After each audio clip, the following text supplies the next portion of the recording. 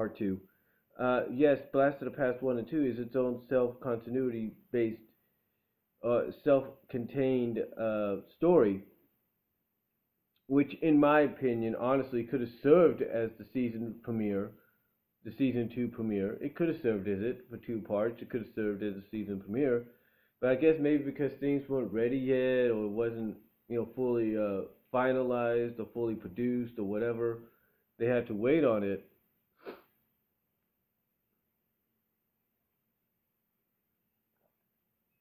They had to they had to wait on it. Um, or maybe they just had it placed in there for a reason, because there is a scene in the flat. There is a scene towards the end of it, um, in the past, where Uncle Chuck does get roboticized, and the present day Sonic tries to tell him to fight it. So yeah, it kind of might make sense why they put it there, but still, it was his own self-contained story because, uh, one, it really didn't generate much when it came to the overall story arc. And this is why I believe, in my opinion, the second half of the second season really was more continuity based than a little bit of the first half, even though there were hints and stuff, even though there were hints and stuff of things to come later on. So, like I said, anyway, even though it wasn't all, like I said, all continuity based in this first half of the second season. I mean, not saying it was an overall story arc. It was. You could see that. You could see it was an overall story arc. Because, like I said, you get what you heard. You get the hints and stuff at the end of Game Guy, and then that comes full circle in the Void. So that does show you there's an overall story arc. But between Game Guy, Sonic Conversion, No Brainer, Blast of the Past 1 and 2, the Antoine Tales Shorts episode, and then Dulcie, and then the Void. Between all that, it took a while to get to it. Now, Mind Wanderer, you talk about the fact that they didn't have no episode introducing how Dulcie became part of the group, right? You say that's one of your, not main pet peeves, but one of your peeves about the second season. And it would bother a lot of people, like, where did she come from, right? Well, basically, that's one thing a lot of animation studios with the shows have done in the past. They will introduce a new character as if that character's always been there. And why? That is to appeal to the fan base. It's happened before. It has. I mean, there are several shows that I can think of. I think, well, of course, Transformers has done it. G.I. Joe, in a sense, has done it. I think Gem, well, they brought the characters in and introduced the characters in the show, but still, I think they even did it a few times. Not really sure. Care Bears did it. My Little Pony did it. All these shows from the 80s and even the 90s brought in characters that were not introduced at first, that were not there at the beginning at first, and they brought them in as if they were always there. So, and again, it's nothing different. It's nothing new when it comes to something like that with Sonic. You know, they just introduced a character that they felt out could really fit in. And this, look at it this way, it kind of helped the character. And I think the reason they also brought it in is because they wanted to have almost a longer tail, someone that was more childlike innocence, that would be a comedic foil, just like Antoine, but have that heart and desire, and would be childish at times, but be mature enough to understand, hey, this is serious, we need to take care of this. And someone that could explain certain situations to someone like Tails.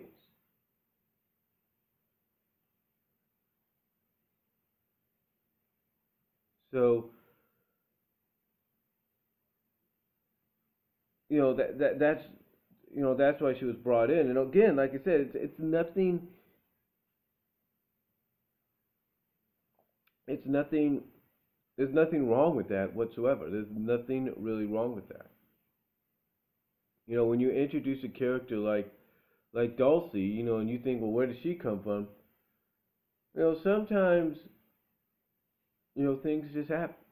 Sometimes characters are brought in and established as if they've always been there. And again, it's nothing new. It's nothing really new. But they did focus a story on her. No, it wasn't basically on how she became a freedom fighter, but basically what her powers are capable of. You know what she goes through to go through a rite of basically she goes through something like a rite of passage here.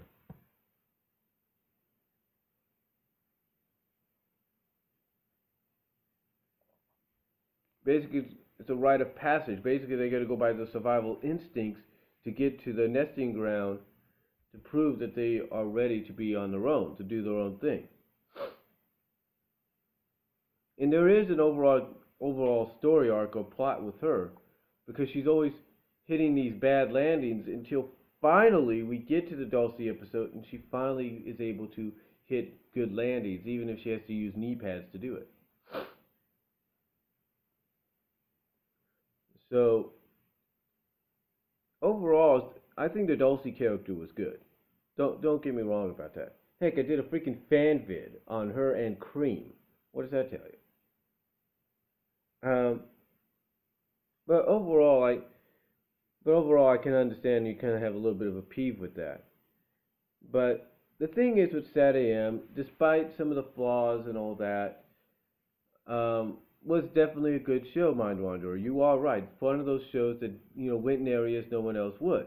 I mean, at the time, Sonic SatAM, along with X-Men, in my opinion, were the only shows that had real, true story arcs, especially in their second season, if you will. Especially the second season. X-Men had an overall story arc, sort of, basically, in the introductory season for the 90s animated show, but really didn't start getting that overall story arc feeling until the second season, just like with Sonic. So, they both had that uniqueness about doing that, and that's what made both shows very popular. Unfortunately, SatAM, of course, didn't survive as long as X-Men did, and it wasn't just because of the Power Rangers. It wasn't just because of being preempted. It wasn't just also because, and mainly, well, it was probably the main reason of this too, the new corporate structure coming in and taking shows like Sonic and several others off the slate. It was mostly at the time that in 1995 we were slowly transitioning into that more E/I motif that we're currently in now. And when Ben Hurst basically says that they took SatAM along with some other shows off the slate, it's mainly because maybe to them SatAM didn't meet that EI requirement. And again, this is when we were slowly starting to transition into that as well. And I think the slow transition into becoming part of the ABC, slowly starting to become part of the Disney family, was happening as well. So there was a lot of factors going in besides just Power Rangers and being preempted and stuff like that that occurred. So again, there was a lot of things. And yeah, I understand what Ben was saying by being preempted a lot too, Mind Wanderer. I really do, because basically what happened is here you had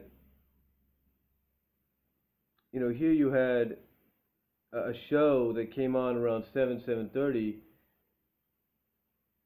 both hours. Basically had an hour's worth of Sonic, sometimes just a half hour worth, but it was always being preempted. It was either preempted and not shown, or if it was shown, it was moved to an earlier hour. I can tell you this from experience. When me and my family lived with my grandparents, I tried to watch Sonic in the morning, and I tried to. I couldn't. I couldn't really watch it that much, but when I did, I tuned in around 6 or 6:30 in the morning. Pacific time. Yeah, Pacific time. 6:30 in the morning just to watch an episode because it was going to get preempted for college football. When I lived in the Midwest and Central Time Zone, it was never really preempted. Not at all. Why? Because we were 2 hours ahead, and it gave a majority of us in the Midwest and even in the Eastern Time Zone a chance to watch Sonic SatAM at its appropriate time.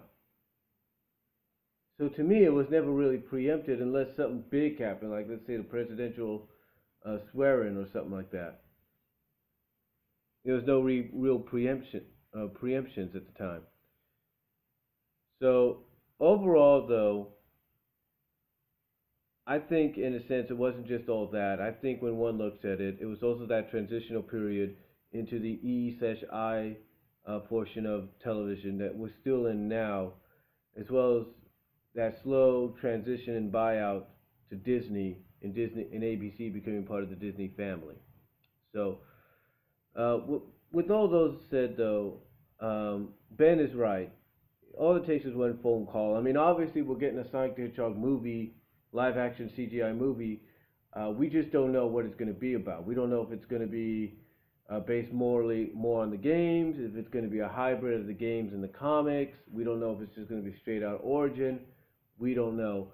My hope is that it will have a little bit of this, as well as the characters in there, probably in the new redesigns in the comics.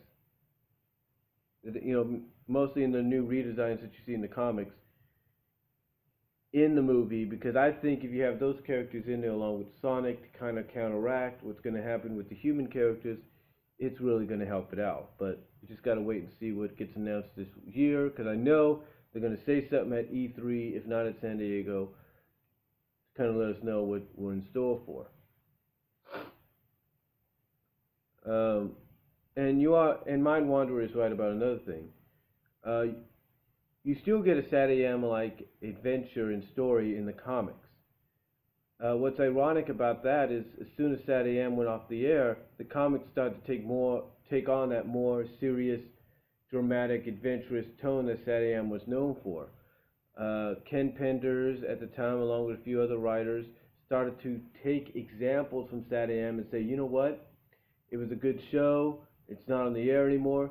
Guess what? Let's take our comic in that direction, and that's what they did. And they did that for several years, up until currently. Even Ian Flynn has continued that tradition as well, to the point that now with the new soft retcon and soft reboot, he continues it in a sense. Yeah, he does have the comedic moments. He does have the humorous moments, like what you got mostly a lot of in season 2 at times. You do see that, especially in the current Champions arc. But you also get that serious SatAM-like tone in Spark of Life, which is in Sonic Universe. So, and it does incorporate a lot of the game characters. And this is, to me, in a sense, what the writers of the comics are saying is saying, look, this probably would have happened. It's not just Sega saying, hey, add our game characters in there. And it is mostly them.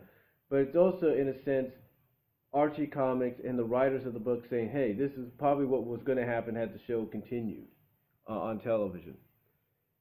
So that's pretty cool because you got characters like Amy Rose, Cream, Vanilla, Knuckles, the Chaotix, Rouge, Shadow, and some original characters that no longer are there because of legal reasons, like Julie Sue and Jeffrey and Fiona.